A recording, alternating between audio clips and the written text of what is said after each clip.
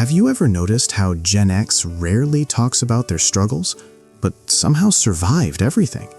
They grew up without smartphones, without therapy culture, without soft life trends, and yet they adapted to every technological revolution thrown at them. So what's really going on inside the mind of Gen X? Here's the psychology behind Generation X, the silent survivors born roughly between 1965 and 1980, and why they think, act, and cope the way they do. Let's decode it. They learned independence early, sometimes too early. Many Gen X kids were known as latchkey kids.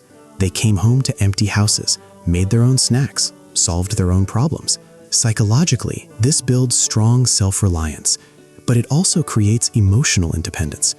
When you grow up handling things alone, your brain wires itself to believe, if I don't fix it, no one will. This strengthens problem-solving skills, but it can also reduce help-seeking behavior. That's why many Gen X adults don't easily ask for support.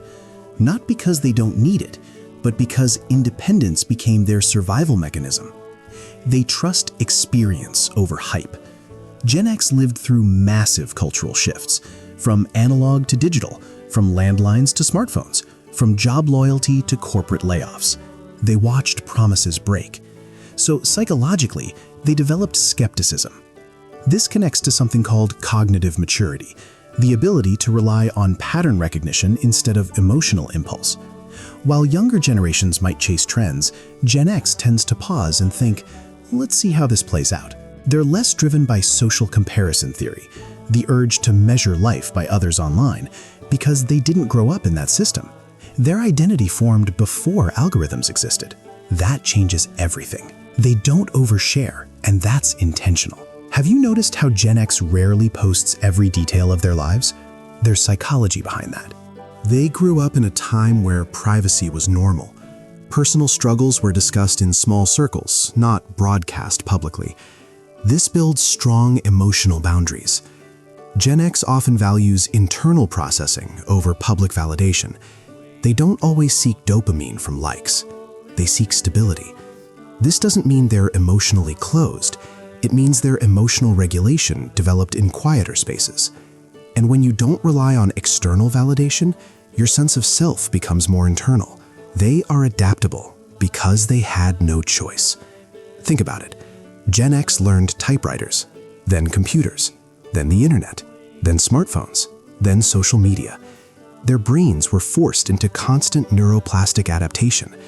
Psychologically, repeated adaptation builds resilience, but it also builds what psychologists call pragmatic coping, focusing on practical solutions instead of emotional dramatization. Instead of saying, this is overwhelming, they're more likely to say, okay, what's the next step? They survived recessions, corporate downsizing, rapid cultural change. Adaptability became their identity. They value work, but don't worship it. Unlike baby boomers who often defined themselves by career, and unlike millennials who question traditional career paths, Gen X sits in the middle. They saw their parents overwork.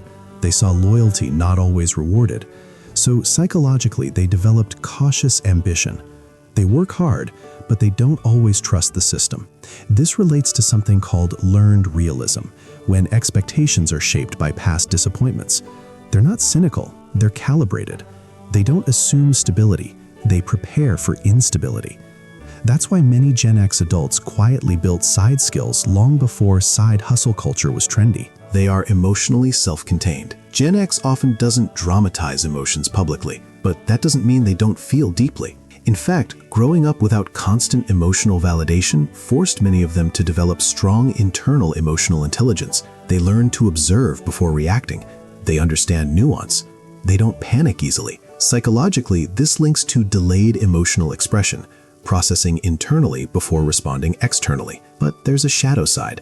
Sometimes emotional self-containment turns into emotional isolation, because when you're used to handling feelings alone, opening up can feel unnatural. They bridge two worlds, and that's mentally complex. Gen X is the bridge generation. They understand analog childhoods and digital adulthood. This dual exposure creates cognitive flexibility. They can communicate with older generations and understand younger ones. But psychologically, being in between can create identity tension. They're not the loudest generation online, not the most discussed. Sometimes they feel overlooked. And yet, they are often the stabilizers in families and workplaces, the quiet middle that holds extremes together. That requires emotional maturity most people don't notice. They don't chase attention, they chase stability. Here's something subtle. Gen X doesn't usually crave viral moments. They value predictability, security, consistency. This reflects a core psychological need for control. When you grow up during economic uncertainty and rapid change, your brain prioritizes safety over spotlight. That's why many Gen X adults build steady lives rather than flashy ones. Not because they lack ambition, but because their nervous systems value peace over applause. So what does all this mean? Gen X is often misunderstood. They're not detached, they're disciplined. Not emotionless, emotionally contained. Not skeptical, experienced. They learned independence before it was optional.